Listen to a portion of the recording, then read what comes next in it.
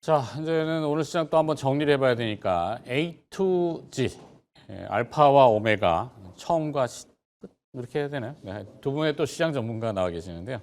항상 자리하고 계시는 알파경제 김종효 이사와 퍼스트 프라임 리서치 이동근 대표입니다. 어서 들어오세요. 안녕하십니까. 네, 코너 이름을 조금 바꿨습니다. 뭐 그동안 뒤집기였는데 매번 뭘 뒤집으려니까 뒤집을 것도 좀 애매하고 그래서 오늘 같은 경우는 뒤집기가 딱 맞긴 한데 그래도 코너는 바뀌었으니까 앞에 이제 중동 리스크에 대해서 계속 논의를 생각해보고 하는데 사실 현실적으로는 이게 뇌피셜이라고 해야 될까요? 뭐 어떻게 저희가 중동의 전략적인 것들을 분석하기에는 한계가 분명히 있어요.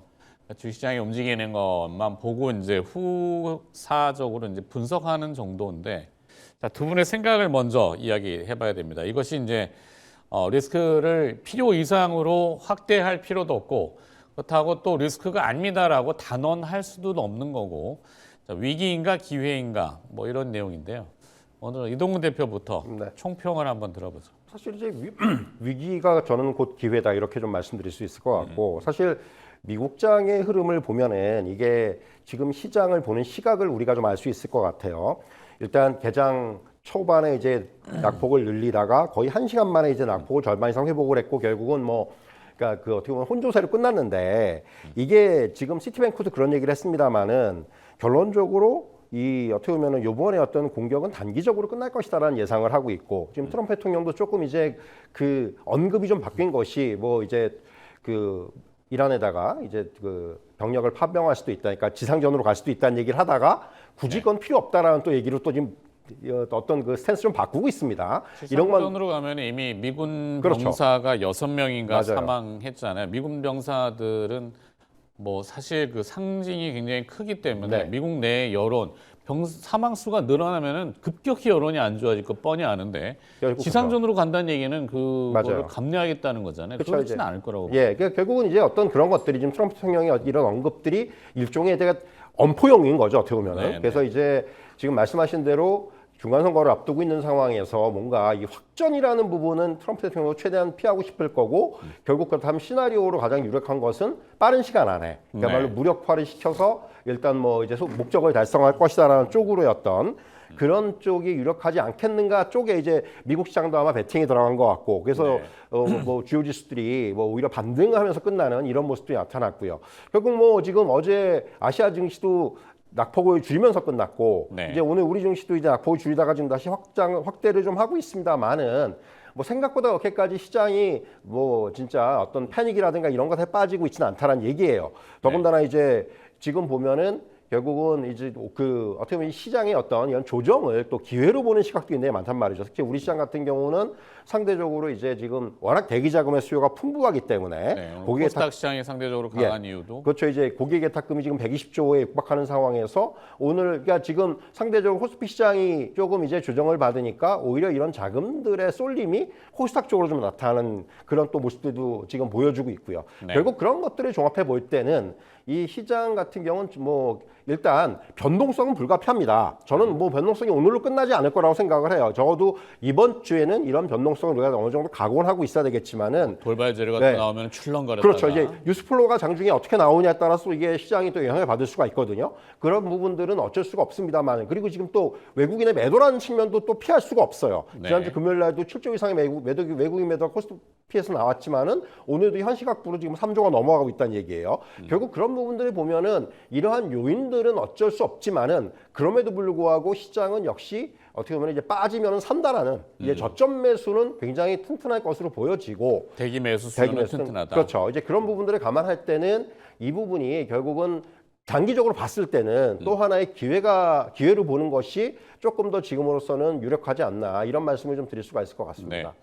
김종인 이사는 어떻게 보세요? 결국 포인트는 이 호르무즈 해협이 봉쇄 얘기가 지금 계속 끊임없이 나오고 있고 시장에 그런 뉴스가 타전이 될 때마다 유가? 근데 유가는 안 움직이는데 자꾸 호르무즈 해협의 폐쇄가 한국 성장률이 뭐 얼마가 떨어지고 유가가 얼마가 가면 어떻게 되고 이런 가정들을 좀 자극적으로 뿜고 있어요.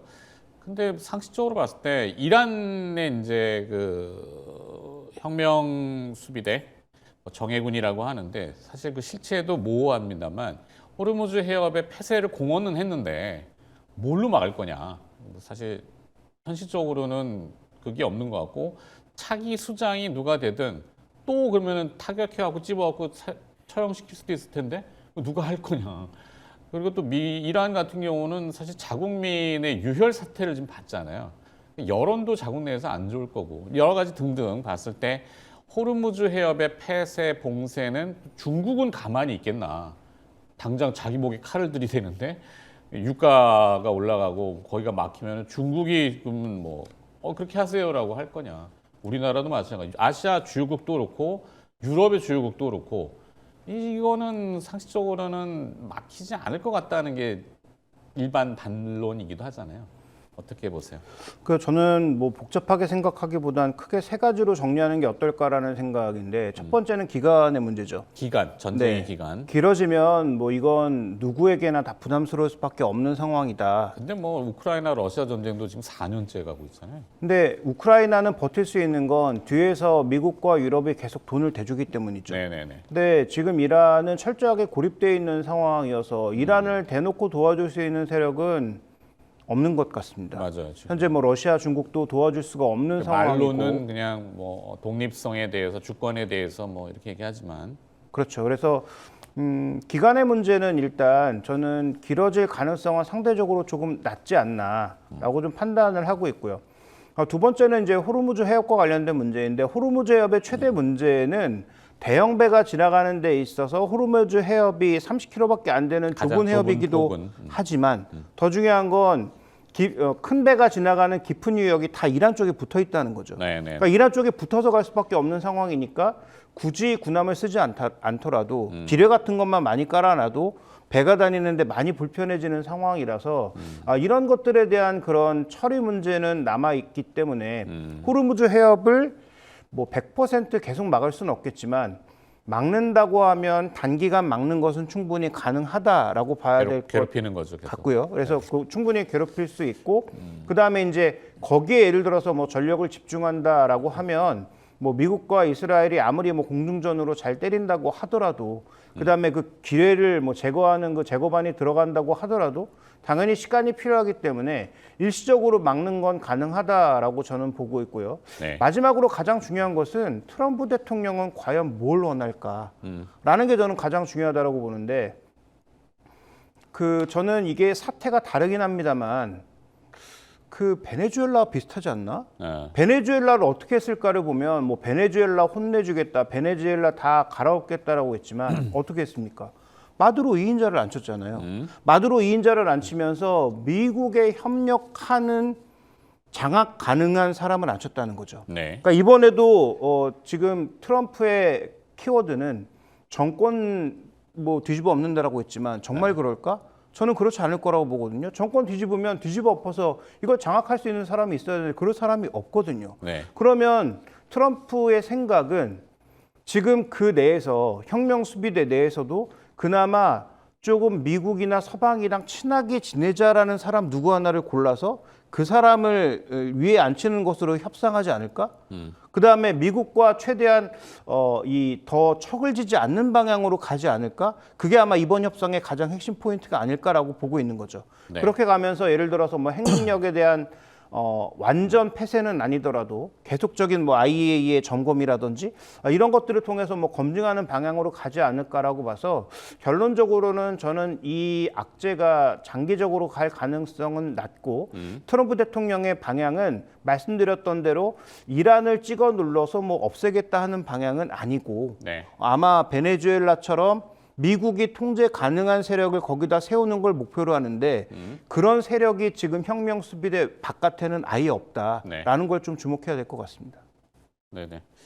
자, 그러면 이제 조금 뭐 사실 전쟁 얘기는 분석하는데 한계가 좀 있다라는 건데 어찌 됐건 이 비극적인 현상은 이미 진행형이 돼 버렸고 우리의 바람은 인명에 대한 뭐 인도주의적인 뭐 휴머니티 이거는 이제 나중에 얘기인데 하여튼 빨리 끝나기를 바랍니다만 전쟁 양상을 이렇게 지켜보면은 이게 첨단전 현대전의 양상이 방산도 좀 구분을 짓는 형태가 되고 있어요. 이른바 이번에 미국의 전략 자산들을 보면 AI가 개입을 했습니다. 맞습니다. 네, 첨단 AI가 개입을 했고 그리고 또 사실 그 이스라엘의 정보 당국은 익히 알려진 바 모사드라고 하죠. 모사드 이게 요번에 작전명이 조금 특이한데 아주 오래된 그 뭐라고 하죠? 저 지난번에 그 midnight 해머 작전명 아까 자꾸 헷갈리게 써놔가지고 장대한 분노 죄송합니다. 장대한 분노 오퍼레이션 에픽 피어리라고 해서 이게 사실은 알고 보면 이스라엘 얘기 같거든요. 네. 뭐 종교적인 얘기도 분명히 드는데 이스라엘이 20년 넘게 이란을 해킹을 했어요. 거기에 교통 카메라들 정보를 다 해킹했다고 하더라고요. 정보를 다 축적해 놓은 거죠. 그러니까 이번에 아야톨라니 모하메드 뭐죠? 그 이동하는 것도 아마 모사드가 개입을 한. 하여튼 요점은 그래요. 정보의 첨단전으로 가고 있다. 그게 우리한테는 어떤 것을 시사하느냐? 결국엔 또 반도체란 말이죠. 사실은 어쩔 수 없어요. 이건 반도체고, 자 우리한테는 나쁜 얘기를 하면 좀 다 기회는 분명히 기회죠. 네. 결국 이제 어제 미국장에서 여실히 보여준 게 두 가지예요. 하나는 이제 지금 말씀하신 대로 방산주, 물론 전통적인 방산주의 상승세도 눈에 띄었습니다만은 가장 많이 오른 거는 에어와이어먼트 15% 올랐고요. 네. 뭐 크라토스 같은 게 8% 이상 상승을 했고요. 팔란티어가 급등을 했고요. 네. 이게 시장을 보여주는 거죠. 그러니까 두 가지인데 하나는 이제 우리가 얘기하는 드론. 그러니까 어떻게 보면 굉장히 그 지금 첨단이지만은 상대적으로 가격이 싼 이런 어떤 그 무기의 형태를 통해서 이제 뭐 미국이나 이란이나 서로 간에 이제 이런 공격을 이제 본격화시켰다라는 부분. 결국 그래서 향후에 어떤 이런 전장의 형태에서의 어떤 이런 드론의 가치라든가 향후 이제 중요성이 부각이 될 수가 있다라는 부분. 두 번째는 팔란티어죠. 네. 그러니까 팔란티어는 결국 이번에도 부각이 된 것이 이제 AI를 어떻게 이제 그 플랫폼에서 가동을 시켜서 이것을 이제 뭐 여러 가지 형태가 있지만 특히 이제 이런 그 전장의 국면에서 이것을 어떻게 적용을 할 것인지의 여부. 요번에 이제 뭐 베네수엘라도 지난번에 마찬가지였고 요번에 이란도 마찬가지로 요번 이제 공격에 있어서 뭐 예를 들면 뭐 위성이라든가 레이더라든가 첩보라든가 뭐 이런 보급이라든가 이런 개별 데이터를 하나로 이제 모아서 이 데이터를 갖다가 최적화시키는 활용할 수 있도록 이것을 한 것이 결국 팔란티어 역할이었단 말이죠. 네. 여기에 이제 활용된 것이 뭐 엔트로픽이라든가 그렇죠. 오픈 AI 같은 모델이었던 거고 그래서 뭐 이번에 트럼프 대통령이 사실은 엔트로픽하고 지금 관계가 굉장히 악화돼 있지만은 네. 그럼에도 불구하고 이번 이러한 공격에는 엔트로픽이 없으면 사실은 이게 힘들었던 이런 상황이었단 말이에요. 그러니까 AI라는 것이 이제 이렇게 뭔가 실생활에 적용되는 것이 이렇게 이제 아이러니컬하게도 전장의 국면에서 상당히 이제 부각이 됐다라는 부분이고요. 이제 앵커도 말씀하시지만 결국 이런 것들의 어떤 출발점이 우리가 얘기하는 칩, 반도체 칩일 수가 있는 거고. 그래서 지금 화면에 나오고 있습니다만 그 반도체를 담아야 되느냐. 이미 오늘 반도체 소부장은 굉장히 좋아요, 사실은. 네. 이 시장의 흐름과는 조금은 동떨어지게 오늘 사실은 코스닥이 상대적으로 강세를 보이는 것도 일부 바이오 그리고 이제 이런 그 반도체 소부장주들의 강세가 이들이 이제 시총 상위에 어느 정도 포진이 돼 있기 때문에 이러한 흐름들이 좀 연출이 되고 있는데 결국 뭐 이번에 지금 상대적으로 삼성전자라든가 SK하이닉스가 오늘 4% 이상의 낙폭을 기록을 하는데 결국 뭐 이런 것들이 이제 외국인의 매도라든가 이런 것들하고 이제 좀 연관이 되면서 주가가 하락을 하고 있지만은 그러니까 지금의 논리는 명확합니다. 그러니까 결국은 이런 반도체 주들이 뭐냐 조정을 받는다면은 분할 매수의 관점이에요. 결국 이거 지금 상황에서는 뭐 이제 주가에 대한 어떤 부담이라든가 이런 거를 우리가 떨쳐버릴 수는 없어요. 단기적으로 많이 올랐고 외국인이 팔고 있고 외국인들 차익 실현하고 있고 그럼에도 불구하고 그러니까 그런 말씀을 제가 드립니다. 이게 뭐 지금 삼성전자, SK하이닉스 사는 거에 대해서 뭐 여쭤보시는 분들이 있는데 그러니까 지금은 매수를 하시겠다라면은 한 10% 정도는 조정을 보고 사라. 그러니까 조정을 우리가 각오를 하고 사야 된다는 얘기예요. 이건 시장도 마찬가지입니다. 그러니까 이미 코스피 시장도 지금 6,300을 넘어서는 모습이 나왔기 때문에 상승장에서 제가 항상 드리는 말씀입니다만은 10%의 조정은 아주 이거는 우리가 이제 받아들일 수 있는 조정인 거예요. 네. 그러니까 더군다나 이렇게 단기적으로 많이 오른 장에서는. 그리고 이런 뭔가 돌발 상황들이 벌어졌을 때는 오히려 조정의 빌미가, 그러니까 아무 일 없을 때 빠지는 거는 우리가 조금 경계를 해야 되지만 이런 돌발 상황으로 인해서 시장이 오히려 조정을 받는다면 그게 조정의 빌미가 된다라면은 오히려 그것은 기회가 될 수가 있다라는 거죠. 그래서 오늘 반도체 소부장의 상승이 저는 뭔가 시사하는 바가 있다라는 말씀 드릴 수가 있겠고, 오늘 반도체 대장주들이 빠지는 거는 오히려 뭐 이것을 한 번에 사는 것보다는 나눠서 매수하기에는 또 하나의 또 기회가 될 수가 있다라는 부분, 그렇게 좀 말씀을 드릴 수가 있을 것 같습니다. 네. 자, 재료와 수급 그리고 그거를 결정지을 투자자들의 심리 이렇게 되는데, 재료는 이미 뭐 계속 녹여 들어가서 반영되고 있는데, 수급에 이제 외국인 투자자들의 매도, 외국인이 현재 시각 개장하고 1시간 반, 2시간 반 지났나요? 약 3조 원을 코스피를 매도하고, 야, 외국인이 파는 거야? 이거면 한국 떠나는 거야? 한국이 뭔가 위험한가? 라고도 볼 수 있잖아요. 그건 아니긴 한데, 아닌 건 맞는데, 외국인 매도에 대해서 어떻게 평가를 하시는지. 그러니까 반도체를 지금 팔고 있는. 네, 지금 현재 구간에서 오늘 반도체하고 자동차를 집중적으로 팔고 있는데, 섹터는 그렇게 되고 있는데. 네, 근데 이 종목들이 지금 MSCI의 한 50%를 차지하죠. 네. 현대기아, 삼성전자, 하이닉스 이 4개만 합쳐도 50% 가까이를 MSCI 안에서 비중이 차지하기 MSCI 때문에. 한국물. 네, 그렇죠. 그러면 외국인들의 이 매도는 한국물을 줄이는 물량도 당연히 있고, 그다음에 한국물 급등에 의해서 자연스럽게 비중을 줄이는 물량도 섞여 있다라고 보셔야 되고요. 리밸런싱이라고 하는. 그러니까 리밸런싱이기도 하죠. 포트폴리오를 재편하는 뭐 이런 형태. 아니 그거보다는 한국 비중이 정해져 있기 때문에 패시브 입장에서는 네네네. 그 튀어나가는 물량을 계속 쳐내야 되는 거죠. 그러니까 그런 물량도 있고. 이익이 난 것들, 버젯을 넘어간 것들. 그렇죠. 뭐 이런 그러니까 것들. 비중을 넘어가는 것들은 뭐 예를 들어서 한국물이 0.8%인데 지금 주가가 급등해서 1%가 됐다. 0.2%는 덜어내야죠. 오케이. 그런 물량도 있고, 주가 하락을 바라는 뭐 일부 공매도 물량도 있을 것이고, 여러 가지 물량이 섞여 있는데, 지금 수급의 핵심은 외국인이 아니라고 여러 번 강조드린 것 같습니다. 네. 뭐 전일도 7조 매도가 나왔지만 시장이 강했던 건 결국 개인 매수와 더불어서 금융투자의 강한 매수가 있기 때문인데, 오늘은 그런 금융투자의 매수가 일단 존재하지 않고 있다라는 게 유가증권 시장과 코스닥 시장을 구분짓는 가장 중요한 요소가 되는 거죠. 그래서 시장 수급은 일단 대기하고 있는 개인 매수가 강하게 들어오지 않으면 뭐 외국인 매도에 따라서 언제든지 흔들릴 수 있고, 그러면 외국인들은 MSCI나 FTSE가 한국물 비중을 조정해주기 전까지는 아마도 매물이 계속 나올 수 있는 그런 상황이어서, 이러한 매물을 받아낼 수 있는 대기 매수가 얼마나 강하게 존재하느냐가 제가 보기에 수급에서 좀 더 중요하지 않나. 그다음에 외국인 매물이 이렇게 나올 때 대기 매수가 없으면 뭐 일정 부분의 흔들림은 또 어쩔 수 없는 상황이고, 오늘 매수가 안 들어오는 이유는 아무래도 전쟁 때문에 약간은 조금 눈치 보는 그런 수급이 작용하고 있는 게 아닌가 이렇게 보고 있습니다. 네. 자, 코스닥이 상대적으로 좀 강한데, 아까 이제 얘기했던 여러 가지 내용들을 종합해보고, 그다음에 정부가 지금 또 만반의 대응책 플러스 알파 시장 심리를 살려놓을 수 있는.